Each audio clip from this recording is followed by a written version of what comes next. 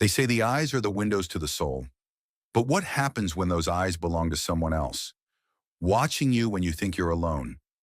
In the gleaming towers of Manhattan, behind walls of marble and gold, a different kind of war was being fought, not with guns or grenades, but with lenses and lies, where privacy became currency and trust was the deadliest weapon of all. She thought she was living a fairy tale. Turns out, she was starring in someone else's nightmare. But here's the thing about nightmares sometimes. The monster makes one fatal mistake. Sometimes they underestimate who they're hunting, and sometimes the prey becomes the predator. What you're about to witness will shock you. The November rain hammered against the floor-to-ceiling windows of the Manhattan penthouse, each droplet exploding like tiny fireworks against the glass. 40 stories above Central Park, Elena Rodriguez Wellington stood in her silk nightgown, one hand resting protectively over her 7-month pregnant belly, the other clutching a cup of chamomile tea that had long since grown cold. The penthouse, worth $15 million, was a monument to modern luxury and technological prowess. Smart glass that could turn opaque with the touch of a button, voice-activated everything, and a panoramic view that made visitors gasp in wonder. The marble floors gleamed under recessed lighting, and the furniture, all custom-made Italian pieces, spoke of wealth beyond most people's imagination. Elena had once felt like a queen in this castle in the sky. Now, as she watched the city lights blur through the rain-streaked windows, she felt more like a prisoner. Mrs. Arne Wellington, Maria Santos, the housekeeper, appeared silently behind her. The small Honduran woman had worked for the Wellington family for 3 years, moving through the apartment like a ghost, cleaning and organizing with meticulous care. Mr. Wellington called. His flight from Los Angeles was delayed. He won't be home until tomorrow morning. Elena turned, managing a smile that didn't quite reach her eyes. Thank you, Maria. You can go home early tonight if you'd like. Maria hesitated, her weathered hands clutching a dustcloth. There was something in her expression concern, perhaps even fear. Mrs. Wellington, are you feeling all right? You seem... I'm fine, Elena said quickly, perhaps too quickly. Just tired. The baby's been kicking all day. As if on cue, little Sophia, they'd already decided on the name, gave a strong kick against Elena's ribs. Elena winced, rubbing the spot tenderly. In 2 months, she would meet her daughter. The thought both thrilled and terrified her, especially now. After Maria left, Elena found herself alone in the vast apartment. The silence felt oppressive, broken only by the sophisticated hum of hidden electronics and the distant rumble of city traffic far below. She walked through the living room, her bare feet silent on the heated marble floors, past the Monet hanging above the electric fireplace, past the grand piano that Marcus had bought but neither of them played. Marcus Wellington, her husband of 3 years, together for 5. The brilliant media mogul who had built Wellington Media Group from a small local TV station into a broadcasting empire worth over $2 billion. At 45, he was everything a woman was supposed to want: successful, handsome in a distinguished way, generous with expensive gifts, and charming enough to make mayors and senators laugh at his dinner parties. Elena remembered their first meeting at a journalism conference in Chicago. She had been a rising star in investigative reporting, known for her fearless pursuit of corruption stories that others wouldn't touch. Marcus had approached her after her panel on Truth in the Digital Age, his gray eyes twinkling with interest and something deeper desire, perhaps even obsession. "You're Elena Rodriguez," he had said, extending a hand. "I've been following your work. That expose you did on the pharmaceutical kickbacks was extraordinary." Their courtship had been a whirlwind of private jets and 5-star restaurants, Broadway shows and weekend trips to his estate in the Hamptons. Marcus showered her with attention and gifts: a 5-carat diamond engagement ring, a white Bentley Continental, designer dresses that cost more than most people's annual salaries. The proposal came on a yacht off the coast of Santorini, with the sun setting behind them and champagne flowing like water. Elena had said yes without hesitation. Caught up in the fairy tale of it all, here was a man who claimed to value her intelligence, her independence, her strength. The wedding was featured in Vanity Fair, a lavish affair at his estate with 300 guests, including senators, CEOs, and Hollywood stars. Elena had felt like Cinderella at the ball, transformed from a middle-class journalist into American royalty. But fairy tales, Elena had learned, often mask darker truths. The first sign that something was wrong came 6 months into their marriage. Elena's investigative assignments began to dry up. Her editor at the Washington Herald claimed there was no budget for her stories, but Elena suspected Marcus had made calls. When she confronted him, he laughed it off. "Darling, you don't need to work yourself to death anymore. You're Mrs. Wellington now. Enjoy it." Gradually, Elena found herself isolated from her old life. Former colleagues stopped calling. Her editor position was eliminated in budget cuts. Her press credentials were revoked for inactivity. Marcus encouraged her to focus on the finer things charity work, interior design, preparing for the family they would someday have. When Elena discovered she was pregnant, Marcus had been ecstatic. He immediately hired a team of the best doctors, nutritionists, and personal trainers. He transformed one of the spare bedrooms into a nursery that looked like something from a magazine white Italian crib. Hand-painted murals, toys that cost more than many people's cars. But something felt wrong. Marcus had become increasingly controlling, monitoring her schedule, questioning her whereabouts, even going through her phone and emails. He claimed it was concern for her health and the baby's safety, but it felt like surveillance. Tonight, alone in the penthouse, Elena's journalistic instincts were screaming that something was very, very wrong. She wandered into Marcus's home office, a masculine sanctuary of dark wood and leather that she rarely entered. His desk was immaculate, as always, with 3 monitors arranged in a precise arc and family photos arranged just so. On the walls hung his various awards and a collection of first-edition books that he claimed to read, but Elena suspected were just for show. As she stood there, a soft beeping sound caught her attention. It seemed to be coming from the direction of the built-in bookshelf. Elena frowned, moving closer. The sound was irregular, almost like a heartbeat or a signal of some kind. Following the sound, Elena found herself examining the leather-bound volumes on the middle shelf. The beeping seemed to be coming from behind a first-edition copy of The Great Gatsby. As she reached for the book, her fingers brushed against something that definitely wasn't paper. A camera. A tiny, high-tech camera hidden behind the book's spine. Elena's blood turned to ice. With trembling hands, she carefully extracted the device. It was no bigger than a quarter, clearly expensive and sophisticated. A red light blinked slowly, indicating it was recording. Her heart pounding, Elena began to search the rest of the office. What she found made her stomach lurch. There were cameras everywhere hidden behind books, inside picture frames, even embedded in the ceiling molding. The office wasn't just Marcus's workspace. It was a surveillance center. But surveillance of what, of whom, with growing dread. Elena left the office and began to search the rest of the penthouse. What she discovered over the next hour shattered her world completely. Cameras in the living room, disguised as decorative objects. Cameras in the kitchen, hidden inside the stainless steel appliances. Cameras in their bedroom, concealed in the crown molding. Even cameras in the bathrooms, positioned to capture every intimate moment.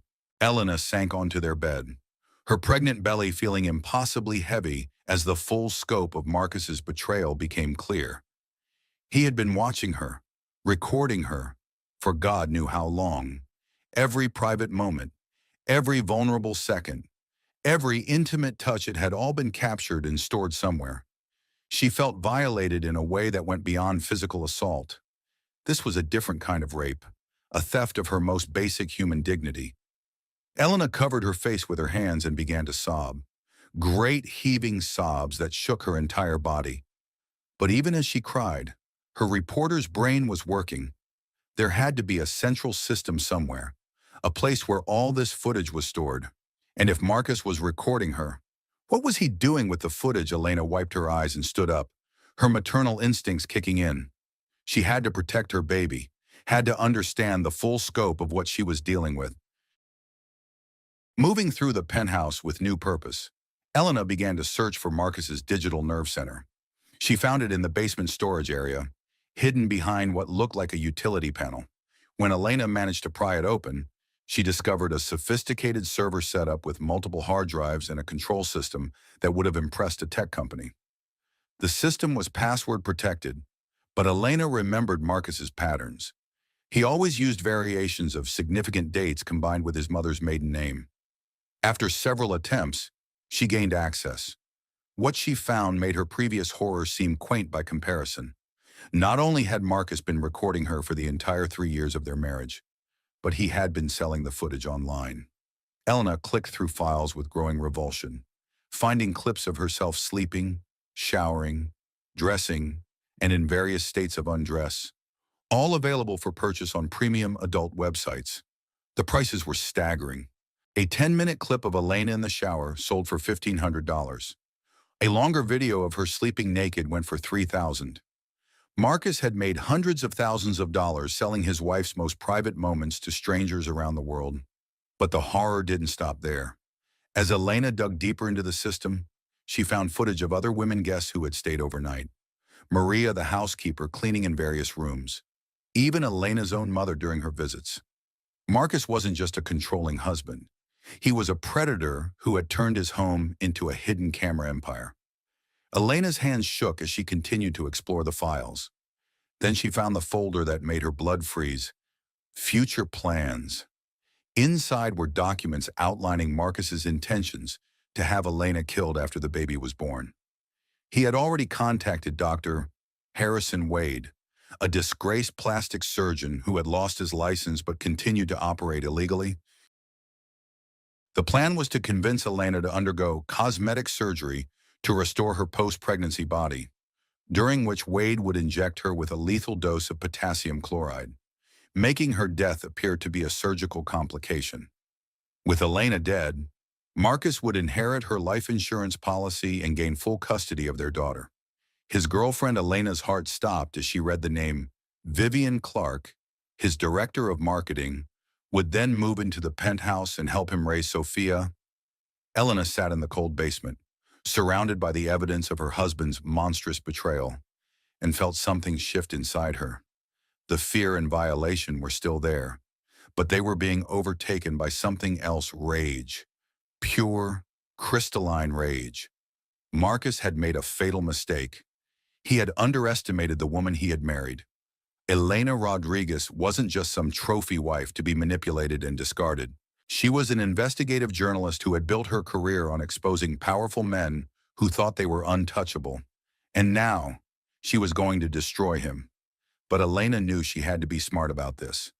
Marcus was wealthy, connected, and dangerous. If she moved carelessly, she could end up dead before she could expose him. She needed a plan, allies, and ironclad evidence.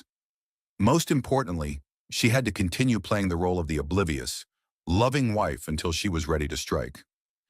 Elena carefully copied the most damning files onto an encrypted USB drive she found in Marcus's supplies. She made sure to leave everything exactly as she had found it, cleaning her fingerprints from surfaces and ensuring the system showed no signs of intrusion. As dawn broke over Manhattan, Elena climbed back into bed, her mind racing with possibilities. When Marcus returned from Los Angeles that afternoon, she greeted him with a smile and a kiss, asking about his trip and mentioning the baby's increased activity. He hugged her tenderly, his hands resting on her belly. "How are my two favorite girls?" he asked, his voice warm with apparent affection. Elena smiled up at him, her eyes sparkling with what he would interpret as love, but was actually the cold fire of someone planning revenge. "We're perfect, Nosh, darling," she said. "Absolutely perfect." But even as she spoke the words, Elena was calculating. She had perhaps 2 months before the baby arrived, and Marcus's plan went into motion. 2 months to gather evidence, find allies, and prepare a counterattack that would not only save her life, but expose Marcus for the monster he truly was. The game had begun, and Elena Rodriguez Wellington was playing to win. 3 days after discovering Marcus's surveillance system, Elena sat in the reading room of the New York Public Library, her pregnant belly barely fitting under the antique wooden table. She had told Marcus she was attending prenatal yoga classes, a lie that came easily now that she understood the true nature of their marriage. The library's public computers provided the anonymity Elena needed for the first phase of her plan. Using a Proton Mail account she had created under a false name, Elena composed a carefully worded message to David Chen, a cybersecurity expert she had interviewed 3 years earlier for a story about corporate data breaches. David had been impressive then, a former hacker turned FBI consultant who specialized in digital forensics. More importantly, Elena remembered him as someone with a strong moral compass who genuinely believed in using technology to protect people rather than exploit them. Her message was cryptic but urgent. David, this is Elena Rodriguez from the Herald. I need your expertise on a matter involving illegal surveillance and exploitation. Lives are at stake. Please respond if you're willing to help. Elena sent the message and then spent the next 2 hours researching everything she could find about hidden camera networks, revenge porn laws, and criminal penalties for voyeurism. What she learned both encouraged and terrified her. The legal penalties for Marcus's crimes were severe, potentially decades in prison, if she could prove the scope of his operation. But the challenge would be gathering evidence without alerting him to her knowledge. And more importantly, staying alive long enough to see justice served. When Elena returned to the penthouse that evening, she found Marcus in the kitchen preparing dinner salmon with asparagus, one of her favorites. He looked up as she entered, his smile warm and welcoming. "How is yoga, darling?" he asked, kissing her cheek. "You're glowing." Elena forced herself to lean into his embrace, fighting every instinct that screamed at her to pull away. "It was wonderful. I feel so relaxed."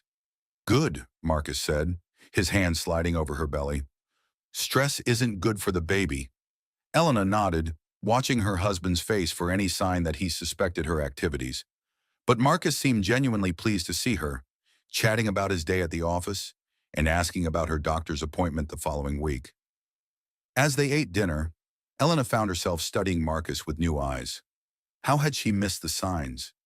The way he always seemed to know where she had been even when she hadn't told him. The subtle questions about her activities that felt like interrogations. The gradual isolation from her friends and colleagues that she had attributed to the natural evolution of marriage. "Elena," Marcus's voice broke through her thoughts.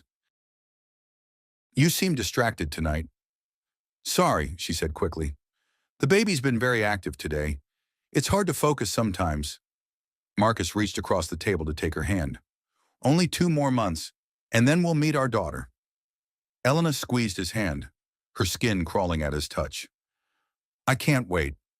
After dinner, Marcus retreated to his office to handle some business calls. Elena knew he was probably reviewing the day's surveillance footage, perhaps editing clips for sale to his perverted customers.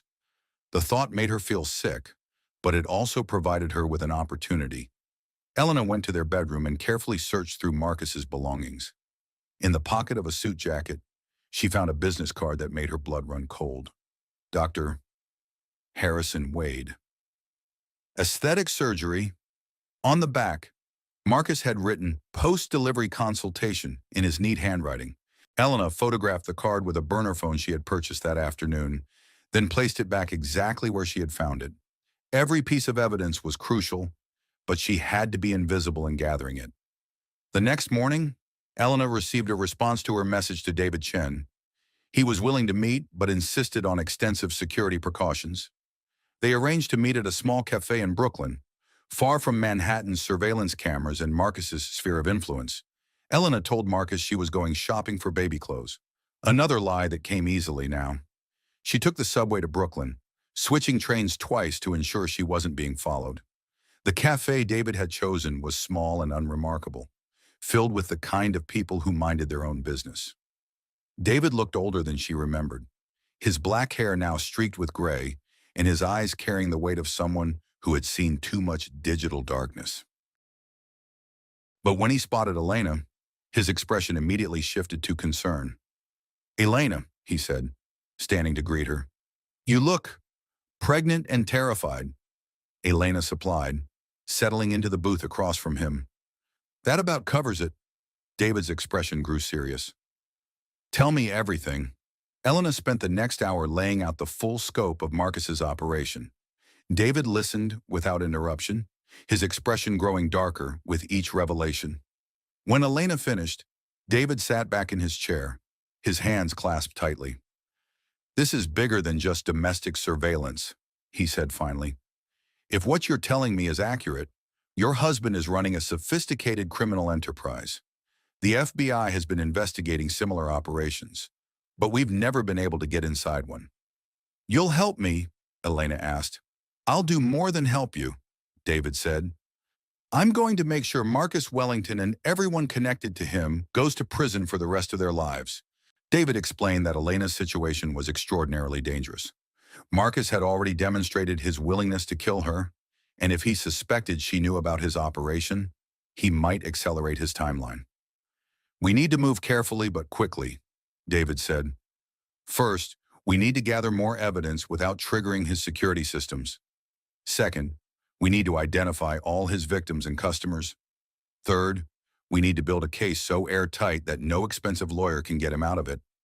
David gave Elena a shopping bag containing items that looked innocent but were actually sophisticated surveillance equipment, a compact mirror with a hidden camera, earrings with built-in recording devices, even a maternity dress with fiber optic cables woven into the fabric that could transmit video wirelessly.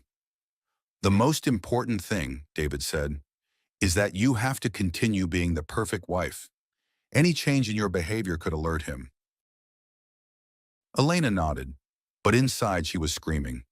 The thought of continuing to live with Marcus, to let him touch her and smile at her while knowing what he was planning, felt impossible. "I can do this," she said, as much to convince herself as David.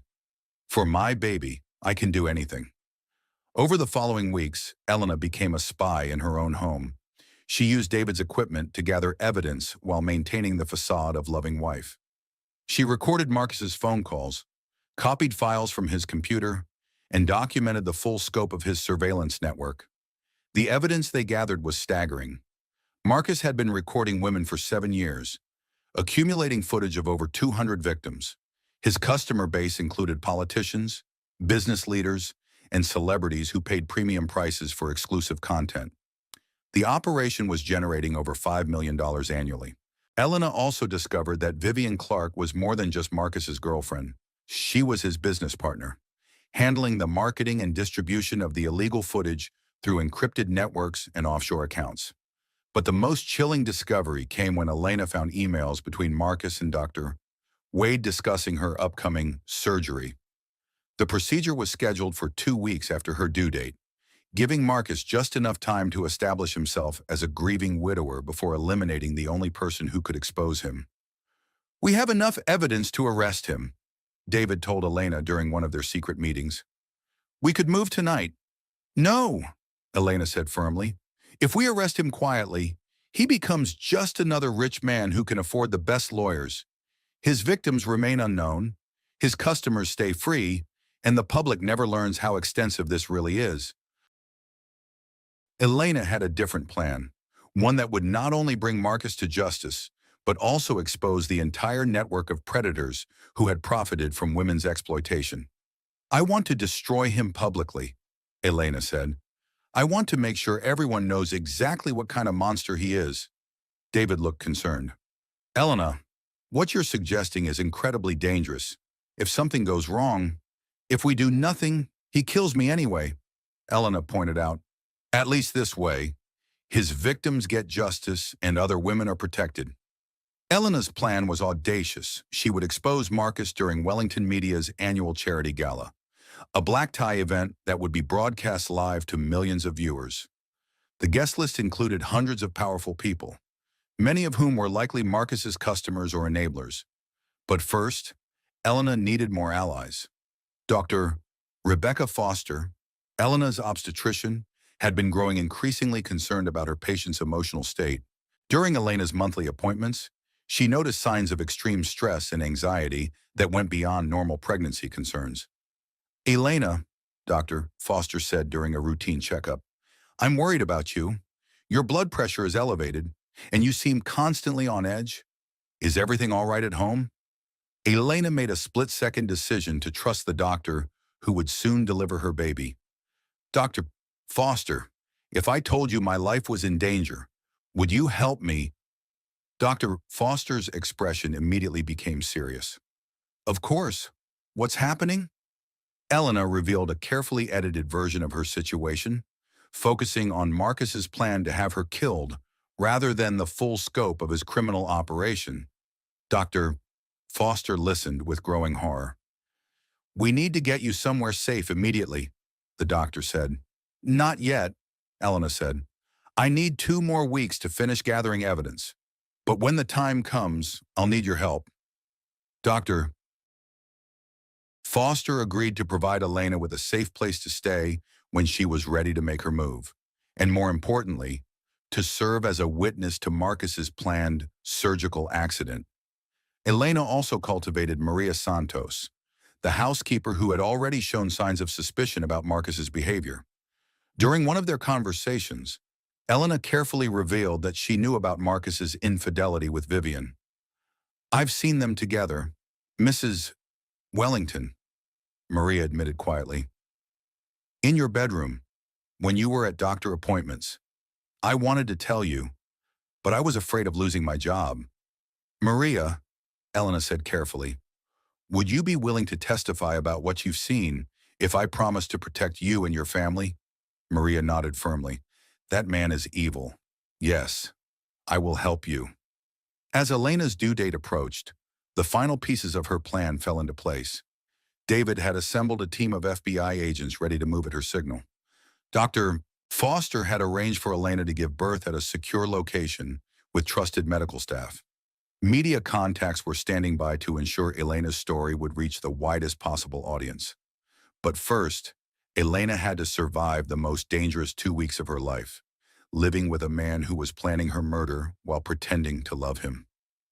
The night before the gala, Marcus found Elena in the nursery, sitting in the rocking chair they had bought together during happier times.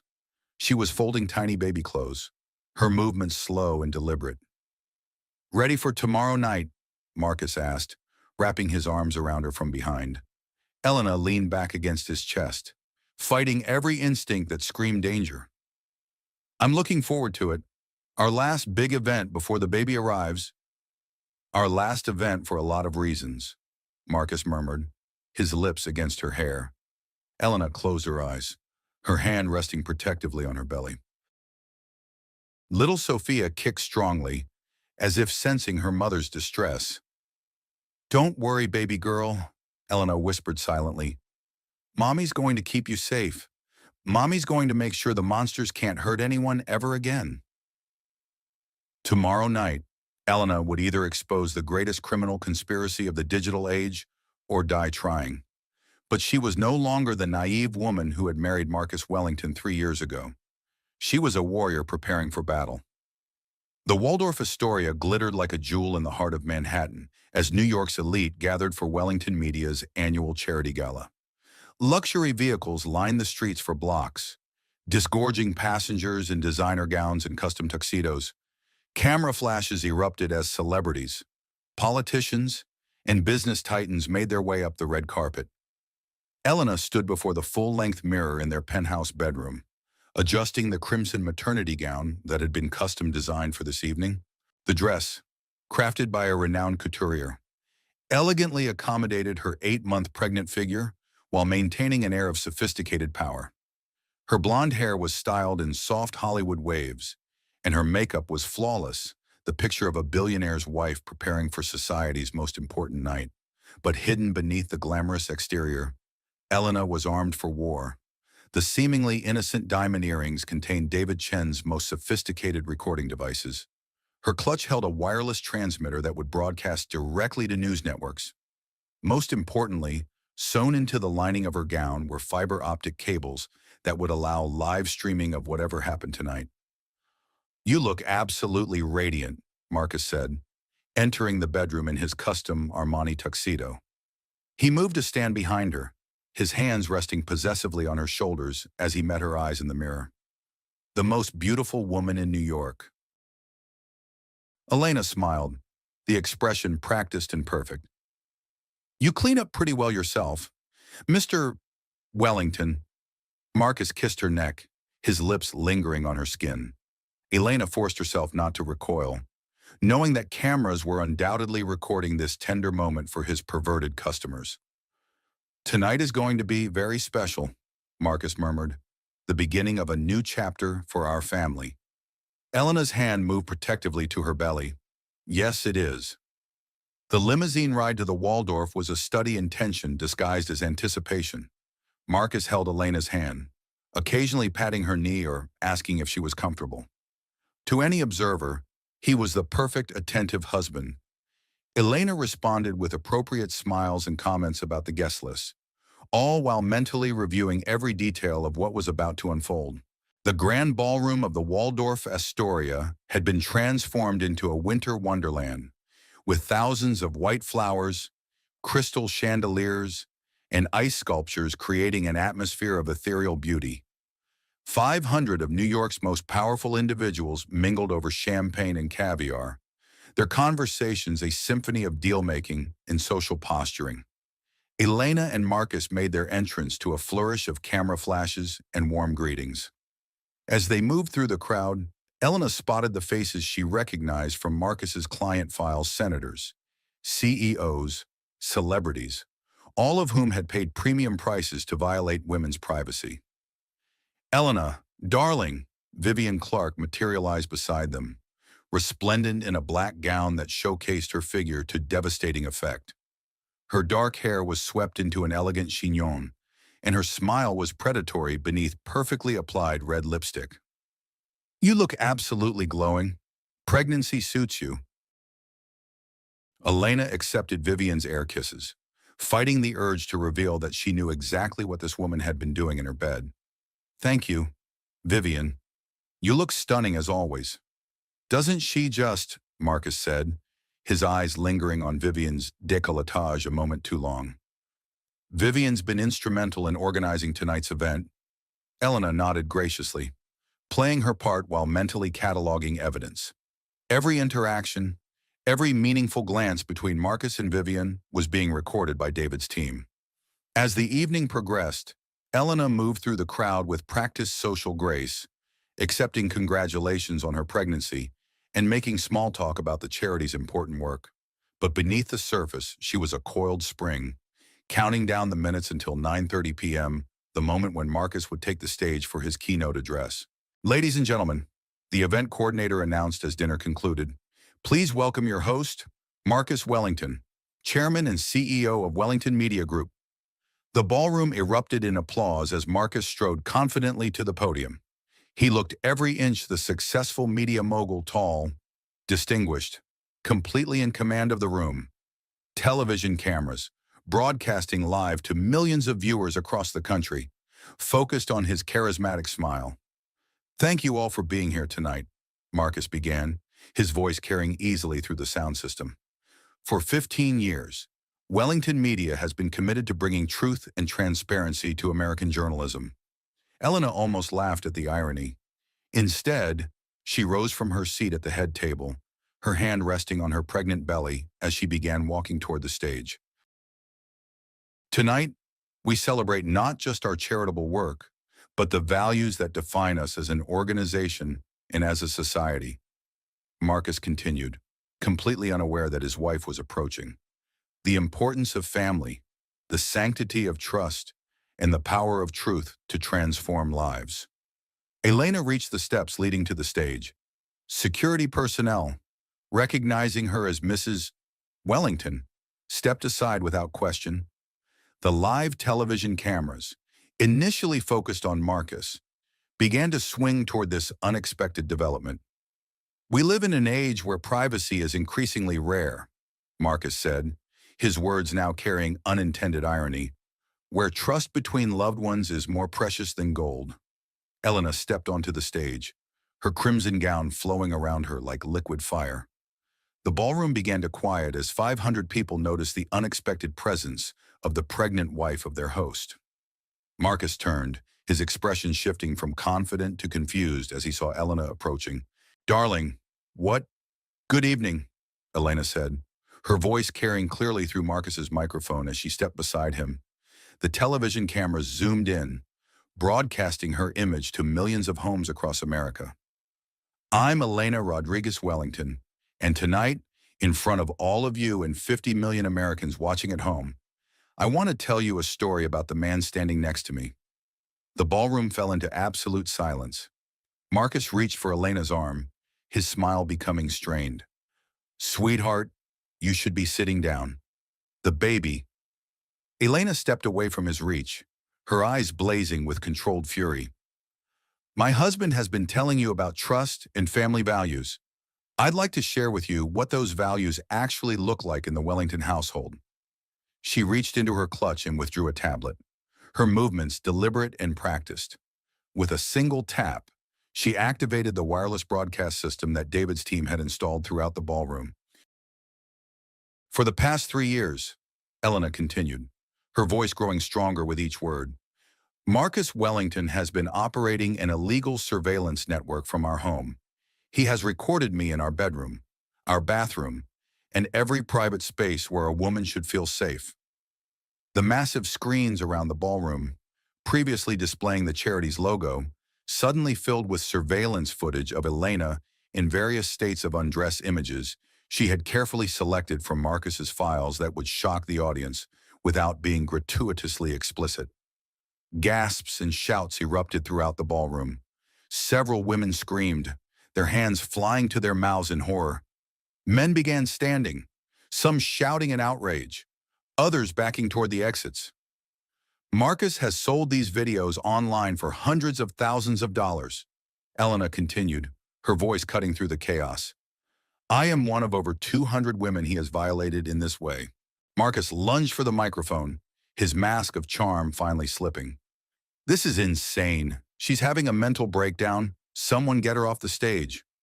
But Elena was far from finished. She tapped the tablet again, and the screens filled with surveillance footage that made the previous images seem tame. Marcus and Vivian in various locations around the penthouse, their affair captured in explicit detail. "My husband has been having an affair with his director of marketing, Vivian Clark," Elena announced, her eyes finding Vivian in the crowd. The woman had gone pale, frantically pushing through the crowd toward the exits. "These encounters took place in our marital bed while I was at prenatal appointments." The ballroom erupted into chaos. Security guards seemed unsure whether to remove Elena or protect her. Television cameras captured every moment, broadcasting the unfolding scandal to a riveted national audience. But Elena saved the most devastating revelation for last. "Most importantly," she said, her voice rising above the tumult, "Marcus planned to have me murdered after our baby was born." The words hit the ballroom like a physical blow. Even the shouting died down as the full horror of what Elena was revealing began to sink in. Elena played the audio recording she had captured of Marcus discussing the details of her planned surgical accident with Dr. Harrison Wade. The scratchy phone conversation filled the ballroom, Marcus's voice clearly audible as he described how Elena's death should appear to be a medical complication. "My wife has been having some postpartum anxiety," Marcus's recorded voice said. "A little too much anesthesia during her cosmetic surgery could easily be explained as a reaction to her mental state." The live audience was stunned into horrified silence. On television screens across America, 50 million viewers witnessed the complete destruction of a man they had been taught to respect and admire. Marcus stood frozen beside Elena, his face cycling through expressions of shock, rage, and dawning realization that his life was over. "You can't. This is all fabricated, lies and manipulation." "Actually," said a new voice from the side of the stage, "it's all completely real." David Chen stepped into the spotlight, flanked by a team of FBI agents in tactical gear. The sight of federal law enforcement caused a fresh wave of panic in the ballroom, with guests unsure whether they were witnesses or potential suspects. "Marcus Wellington," David announced, his voice carrying through the sound system. "You're under arrest for conspiracy to commit murder, operating an illegal surveillance network, distribution of non-consensual intimate images, tax evasion, and money laundering." The FBI agents moved swiftly, handcuffing Marcus as he continued to protest his innocence. "This is a setup. She's mentally ill. You can't believe anything she says." Elena watched with grim satisfaction as the man who had controlled and terrorized her was reduced to a desperate, pathetic figure, being led away in handcuffs. But she wasn't finished yet. "Ladies and gentlemen," Elena said, addressing both the ballroom and the television audience, "many of you in this room tonight are Marcus's customers. You purchased videos of women without their knowledge or consent. The FBI has your names, your payment records, and your viewing histories." The effect was immediate and electric. Dozens of well-dressed men began pushing frantically toward the exits, their faces pale with panic. Several prominent figures, including a senator and two Fortune 500 CEOs, could be seen desperately making phone calls, presumably to their lawyers. Elena raised her voice above the chaos. "To every woman watching tonight who has been violated, who has been silenced, who has been made to feel powerless, this is what happens when we fight back. This is what happens when we refuse to be victims." The ballroom had descended into complete pandemonium. Security guards struggled to maintain order as guests either fled in panic or crowded forward to get a better view of the unfolding drama. Television news anchors, initially caught off guard by the unprecedented live broadcasts, began providing breathless commentary on what was being called the most shocking moment in television history. Dr. Rebecca Foster appeared at Elena's side, having been positioned in the audience as part of the plan. "Elena, we need to get you somewhere safe. This kind of stress isn't good for the baby." Elena nodded, her adrenaline beginning to fade as the reality of what she had just accomplished began to sink in. She had done it. She had exposed Marcus, protected her baby, and sent a message to predators everywhere that women would no longer be silent victims. As security personnel escorted Elena from the stage, she caught sight of Vivian Clark being arrested near the ballroom's main entrance. The woman who had helped exploit hundreds of women was crying, her perfect makeup running in black streaks down her cheeks. Elena felt no sympathy for her. The limousine ride to the secure location Dr. Foster had arranged was surreal. Elena sat in the back seat, watching through the windows as New York City continued its normal evening routines, completely unaware that millions of Americans were glued to their televisions, watching the aftermath of the most explosive live broadcast in recent memory. Elena's phone, which David had secured with military-grade encryption, began buzzing with messages. News outlets, talk shows, publishers, and movie producers were already reaching out, offering everything from exclusive interviews to book deals. But Elena's focus was on the life growing inside her. In less than a month, Sophia would be born into a world where her mother had proven that even the most powerful predators could be brought to justice. "It's over," Elena whispered, her hand resting on her belly. "Mommy kept you safe. Baby girl, Mommy kept you safe." 6 months after the night that became known as the Wellington Reckoning, Elena Rodriguez sat in the nursery of her new penthouse apartment, gently rocking her daughter Sophia to sleep. The baby, now 4 months old, had her mother's intelligent eyes and a serene disposition that suggested she had inherited Elena's inner strength. The apartment, purchased with money from Elena's legal settlements, was smaller than the penthouse she had shared with Marcus, but infinitely more comfortable. Every room was swept daily for surveillance devices, and the security system was designed by David Chen himself to ensure that Elena and Sophia would never again be violated in their private moments. Outside the floor-to-ceiling windows, Central Park stretched beneath a canopy of spring green, but Elena's attention was focused on the tablet displaying the morning news. The anchor was reporting on the latest developments in what had become known as the largest digital privacy scandal in American history. Marcus Wellington was sentenced yesterday to 75 years in federal prison without the possibility of parole. The anchor reported, the former media mogul's conviction on 15 federal charges, including conspiracy to commit murder, operating a criminal surveillance enterprise, and money laundering marks the end of a case that has fundamentally changed how America views digital privacy rights. Elena muted the television, unwilling to let Sophia hear even the mention of the man who had planned to make her an orphan. The baby stirred slightly in her arms, tiny fingers grasping at Elena's silk blouse, before settling back into peaceful sleep. The past 6 months had been a whirlwind of legal proceedings, media interviews, and advocacy work that had transformed Elena from victim to international symbol of resistance against digital exploitation. Her book, Breaking the Lens, My Fight for Privacy and Justice, had spent 20 consecutive weeks at #1 on the New York Times bestseller list and had been translated into 30 languages. More importantly, Elena's courage in exposing Marcus had triggered an avalanche of similar revelations worldwide. The Break the Lens movement she had inspired led to the exposure of dozens of similar surveillance networks, resulting in hundreds of arrests and the rescue of thousands of victims. The Elena Rodriguez Foundation, established with the $500 million Elena had received in legal settlements, had become the world's leading organization dedicated to combating digital exploitation. The foundation provided legal assistance, counseling services, and financial support to victims of surveillance crimes, while lobbying for stronger privacy protection laws. Elena's advocacy had led to the passage of the landmark Sophia's Law, named after her daughter, which established federal penalties of up to 25 years in prison for non-consensual surveillance and created a special victims' compensation fund. Similar legislation had been adopted in over 40 countries, creating a global framework for protecting digital privacy rights.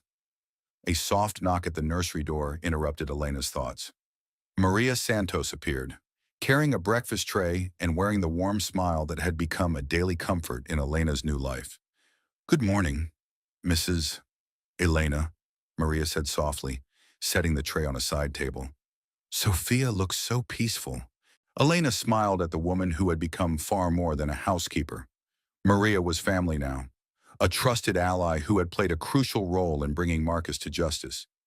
Elena had ensured that Maria received a substantial financial settlement for her testimony, allowing her to bring her extended family to the United States and purchase a home in Queens. "Thank you, Maria. Any important messages this morning?" "CNN called again about the interview next week," Maria reported. "And Mr. Chen is here to see you. He says it's about the Foundation's new initiative." Elena nodded, carefully transferring the sleeping Sophia to her crib before following Maria to the living room. David Chen stood by the windows overlooking Central Park, his appearance significantly improved from the stressed cybersecurity expert she had first contacted for help. Success in bringing down Marcus's network had led to David's promotion within the FBI, but more importantly, it had brought him and Elena together in ways neither had anticipated. "Good morning," David said, turning to greet Elena with a kiss that still sent warmth through her chest. Their relationship had developed slowly, built on mutual respect and shared commitment to justice, rather than the passionate intensity that had characterized her marriage to Marcus. David had proven himself to be everything Marcus had pretended to be: honest, protective, and genuinely devoted to Elena's well-being. "Maria said you have news about the Foundation," Elena said, settling onto the sofa beside him. David's expression grew serious. "We've identified another network, this one operating out of Miami with connections to international trafficking. The technology is even more sophisticated than Marcus's operation." Elena felt the familiar mixture of anger and determination that always accompanied news of new victims. "How many women?" "Preliminary estimates suggest over 500, including minors. The FBI wants to move quickly, but we need someone with your experience to help coordinate the victim support response." Elena nodded without hesitation. "Of course. When do we leave, Worm?" "Elena," David said gently, "you don't have to personally handle every case. You've already done more than anyone could ask." "I'll keep doing it until there are no more victims to save," Elena replied firmly. Sophia will grow up in a world where women are safe, whatever it takes to make that happen. David's expression softened with admiration and love. That's why I'm going to ask you to marry me someday? Elena smiled, feeling a happiness she had never experienced during her marriage to Marcus. Someday soon, I hope. Their moment was interrupted by Elena's phone, which displayed a call from Sarah Mitchell at CNN.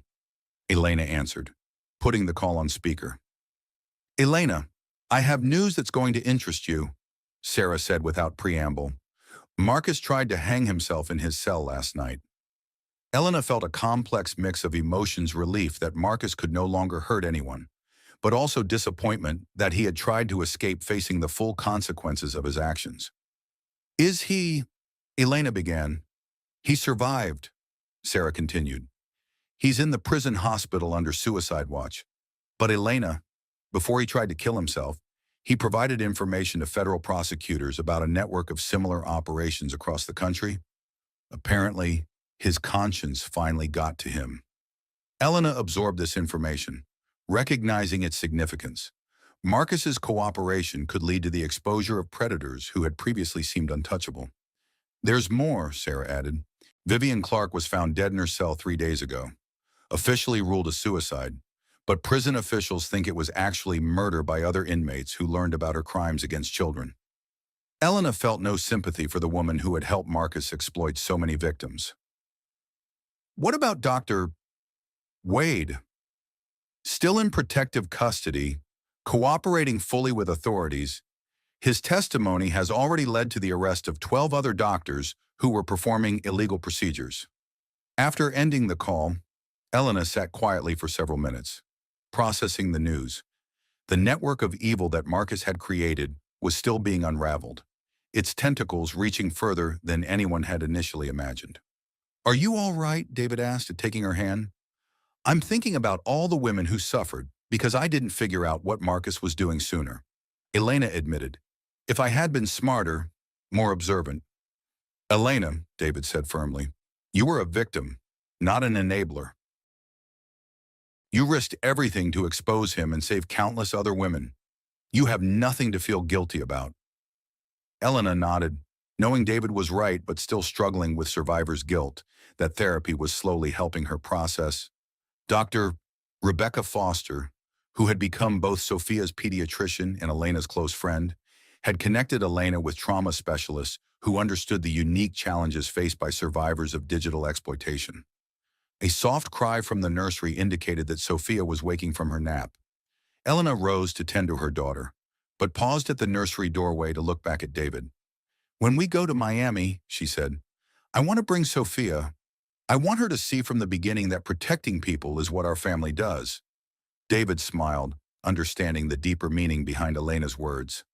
Sophia would grow up knowing that her mother was a warrior who had changed the world, and that she too had the power to fight injustice wherever she found it.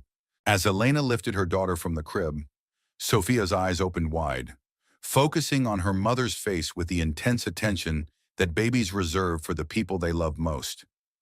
Elena saw in those eyes the future she was fighting to create, a world where no woman would ever again be reduced to a commodity for men's entertainment. Good morning, beautiful girl, Elena whispered, kissing Sophia's forehead. Ready to help Mommy save the world. Sophia gurgled happily, as if she understood the magnitude of the mission ahead. Over the following months, Elena's work with the foundation took her across the country and around the world. She testified before Congress about the need for stronger digital privacy protections. She spoke at universities about the importance of consent in the digital age. She worked with technology companies to develop better safeguards against surveillance abuse. But her most important work happened in quiet moments with survivors, women who had found the courage to come forward because Elena had shown them it was possible to fight back and win. 1 year after the Wellington Reckoning, Elena stood before the United Nations General Assembly, holding Sophia in her arms as she addressed delegates from around the world. My daughter will grow up in a world where the technology that was used to exploit her mother is instead used to protect and empower women everywhere. Elena declared, that is the future we are building together. The standing ovation that followed lasted for 10 minutes, delegates from every continent rising to applaud the woman who had transformed personal tragedy into global change. As Elena left the podium, Sophia sleeping peacefully in her arms, she thought about the message she would someday share with her daughter about that terrible night when everything changed. She would tell Sophia that evil people exist, but that good people can defeat them when they refuse to be silent. She would explain that the technology that had been used to hurt women could instead be used to protect them, if people with courage were willing to fight for justice. Most importantly, she would teach Sophia that every woman has the power to change the world. She just has to be brave enough to use it. In her penthouse apartment that night, Elena stood at the windows overlooking Central Park, holding Sophia as they watched the city lights twinkle in the darkness. Somewhere out there, other women were discovering hidden cameras, finding evidence of betrayal, facing threats to their safety. But now they had an example to follow. They had Elena's story to give them courage. They had laws that would protect them and organizations that would support them. Marcus Wellington had believed he could destroy Elena Rodriguez. Instead, he had forged her into something far more powerful than he could have imagined, a woman who would spend the rest of her life ensuring that his crimes could never happen again. Elena Rodriguez Wellington had become Elena Rodriguez, warrior for justice and protector of the innocent, and she was just getting started. In a world where privacy is under constant assault, one woman's courage to expose the truth changed everything. This is Elena Rodriguez's story, a reminder that even in our darkest moments, we possess the power to fight back and create the change we need to see.